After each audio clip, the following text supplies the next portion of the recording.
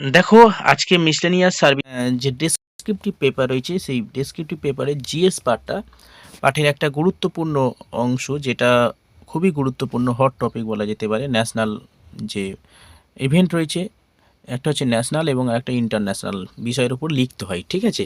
তো আজকে যে পার্টটা আমি রেখেছি সেটা হচ্ছে ভারতের সভাপতিত্বে G20 সম্মেলন। এই ভারতের সভাপতিত্বে G20 সম্মেলন এটা খুবই গুরুত্বপূর্ণ মিসলেনিয়াসের ডিসক্রিপটিভ পেপারের জন্য, ঠিক আছে। দেখো, এই ভারতের সভাপতিত্বে যে G20 সম্মেলন হয়ে গেল 2023 সালে, এটা কিভাবে লিখতে হবে, কেমনভাবে পয়েন্ট লিখতে হবে, অনেক ইনফরমেশান রয়েছে এখান থেকে। কিন্তু 200টা ওয়ার্ডের মধ্যে, 200 থেকে 200-250টা ওয়ার্ডের মধ্যে কিভাবে লিখতে হবে পুরো বিষয়টা, এটা একটু আমাদের জিস্ট একটা লেখা দরকার আছে, যেটা অল্প সময়ের মধ্যে আমরা লিখে আসতে পারবো। তো সেই কারণে আমি এই ভিডিওটা করেছি। এর আগে আমি একটা ওয়ান নেশন এবং ওয়ান ইলেকশন একটা প্রতিবেদন করেছি, সেটা তোমরা যদি চাও দেখে নিতে পারো। ওয়ান নেশন ওয়ান ইলেকশন এই ভিডিওর ডেসক্রিপশানে থেকে তোমরা দেখে নিতে পারবে। এবং আজকে যে পার্টটা রেখেছি সেটা হচ্ছে ভারতের সভাপতিত্বে G20 সম্মেলন। দেখো, এটা প্রথমত 3টে পার্টে আলোচনা হয়েছে এবং 3টে পার্টে পয়েন্ট পয়েন্ট করে লিখতে হবে, যে যাতে মার্কসটা একটু বেশি পাওয়া যায়, ঠিক আছে। হ্যাপাজার্ড লিখলে হবে না। প্রথমত গুরুত্বপূর্ণ বিষয় রেখেছি। এই গুরুত্বপূর্ণ বিষয়ের মধ্যে অনেকগুলো পার্ট রয়েছে, 5টা পার্ট রয়েছে। দেখো, আমি প্রথমে দেখিয়ে দিচ্ছি, তারপরে আমি ডিটেলস আলোচনা করছি। তারপরে রয়েছে ভারতের জন্য তাৎপর্য, অর্থাৎ প্রথমে ইন্ট্রোডাকশান, তারপরে এই যে সম্মেলনের গুরুত্ব বা তাৎপর্য কী, এবং ভারতের জন্য এই সম্মেলন কতটা প্রভাব ফেলেছে এবং আন্তর্জাতিকভাবে এর অবদানটা কী সেটা লিখতে হবে। লিখে শেষ করতে হবে উপসংহারে, ঠিক আছে। চলো এবার দেখে নিই। এবার দেখো, এই পিডিএফটা তোমরা যারা নিতে চাও অবশ্যই হোয়াটসঅ্যাপ গ্রুপে আমি এই পিডিএফটা দিয়ে দেবো, সেখান থেকে তোমরা ডাউনলোড করে নেবে। চলো এবার আসছি মেন বিষয়ে। দেখো, ভারত 2023 সালে G20 সম্মেলনে সভাপতিত্ব করে, যা দেশের জন্য একটা গুরুত্বপূর্ণ কূটনৈতিক সুযোগ হিসাবে বিবেচিত হয়। এই সম্মেলনের মূল প্রতিপাদ্য বিষয় ছিল one nation, one earth, one family and one future. এটা অবশ্যই লিখতে হবে, আন্ডারলাইন করে লিখে নেবে, ঠিক আছে। আমি সবুজ কালি দিয়ে দেখিয়ে দিয়েছি, এগুলো খুবই আন্ডারলাইন করে লিখতে হবে, ঠিক আছে। এক পৃথিবী, এক পরিবার এবং এক ভবিষ্যৎ, যা বসুধৈব কুটুম্বকম ধারণার উপর ভিত্তি করে গঠিত। এই হলো ইন্ট্রোডাকশান। এবার দেখো গুরুত্বপূর্ণ বিষয়, এর গুরুত্বপূর্ণ বিষয়ের মধ্যে প্রথম যে পয়েন্টটা রেখেছি সেটা হচ্ছে স্থান এবং তারিখ। কোথায় হয়েছিল? দেখো, G20 সম্মেলন শীর্ষ বৈঠক অনুষ্ঠিত হয় 9 থেকে 10ই সেপ্টেম্বর 2023 সালে ভারতের নিউ দিল্লির ভারত মণ্ডপ কনভেনশন সেন্টারে, ঠিক আছে।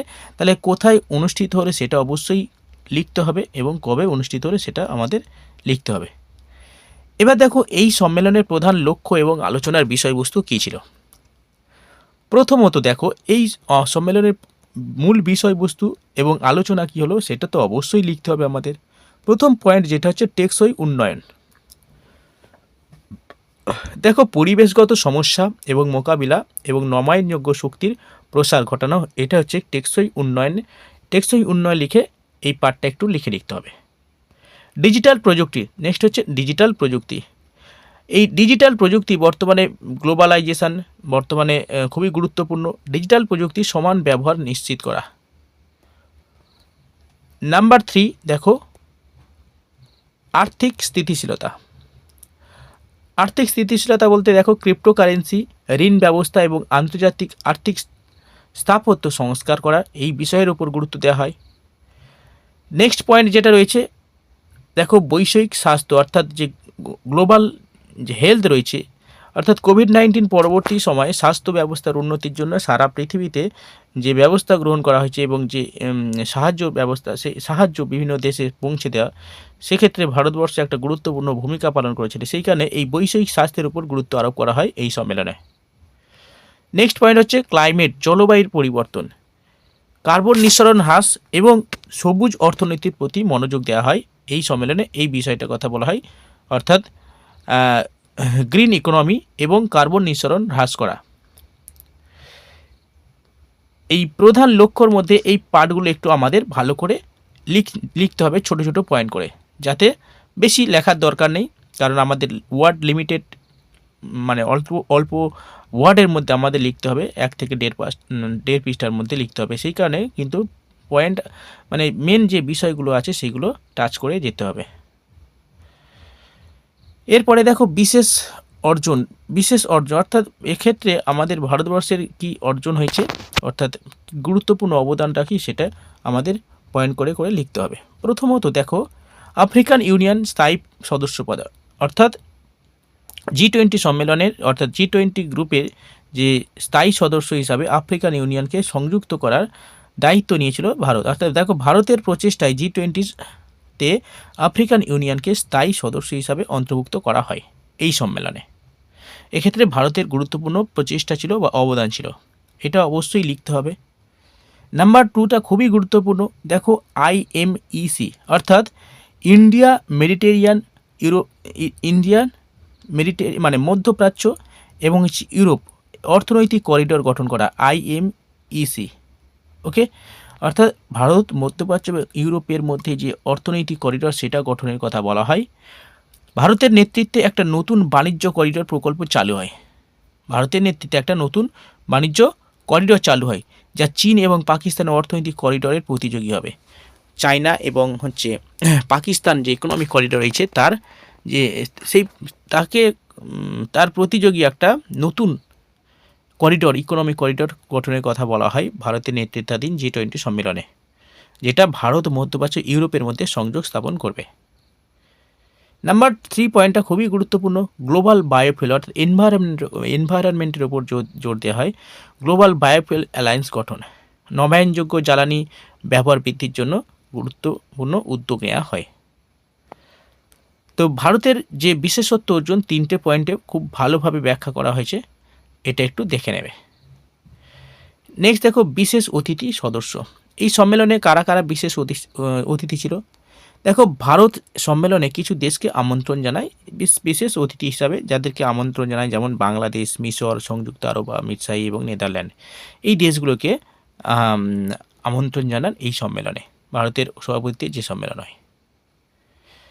নাম্বার 5 দেখো, নির্গত প্রমাণ্য দলিল বা দিল্লি ডিক্লারেশন। দিল্লি ঘোষণাপত্রে সমস্ত সদস্যগুলির মধ্যে সম্মতি দেয়, ঘোষণাপত্র সমস্ত সদস্যগুলি সম্মতি দেয়, মানে 20টা দেশ ছিল, তারা প্রত্যেকে সম্মতি দেয়।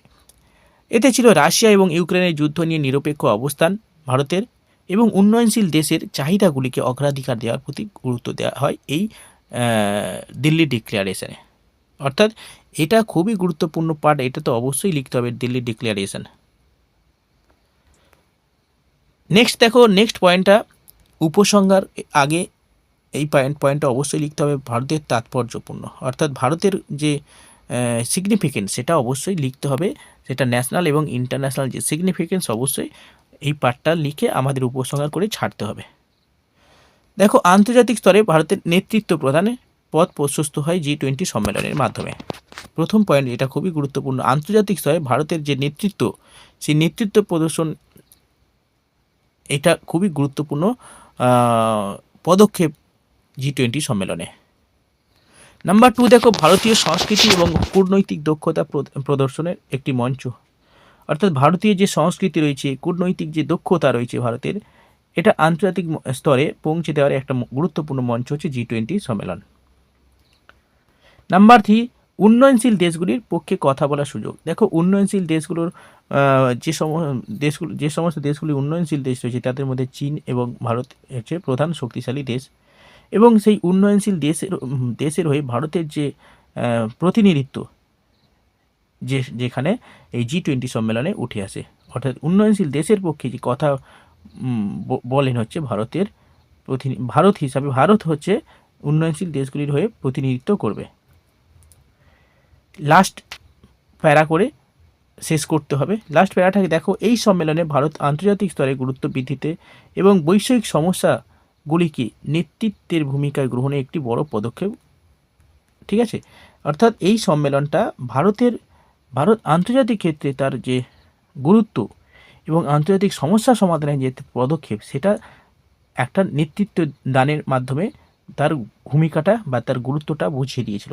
সেখানে দেখো এই সম্মেলনে লেখা হয়েছে, এই সম্মেলনে ভারত আন্তর্জাতিক এর গুরুত্ব ভিত্তিতে এবং বৈষয়িক সমস্যা যে সারা বিশ্বে যে সমস্যাগুলো রয়েছে সেই সমস্ত বিষয়গুলো তুলে ধরেছিল। নেতৃত্বের ভূমিকা গ্রহণ করে একটি বড় পদক্ষেপ নিয়েছিল। এটা লিখেই শেষ করতে হবে, ঠিক আছে? তো এই হচ্ছে একটা 15 নম্বরের প্রশ্ন কিভাবে লিখতে হবে তার একটা গুরুত্বপূর্ণ ডায়াগ্রাম বা ছক দেওয়া হলো। এই রকমভাবে কিন্তু আস্তে আস্তে অন্যান্য যে টপিকগুলো আছে সেগুলো করতে হবে। যেমন ওয়ান নেশন এবং ওয়ান ইলেকশন আগের ভিডিওতে করে দিয়েছি। এরপরে আরও সময় পেলে একটা একটা করে এরকম ভিডিও নিয়ে আসবো, ঠিক আছে? যেমন ধরো নেক্সট তোমার মিষ্টি যে ইনিশিয়েটিভটা লঞ্চ করা হয়েছে সেটা নিয়ে একটা ভিডিও করব সময় পেলে। ওকে, চলো এটা একটু দেখে নেবে এবং যারা হচ্ছে পিডিএফটা নিতে চাও তারা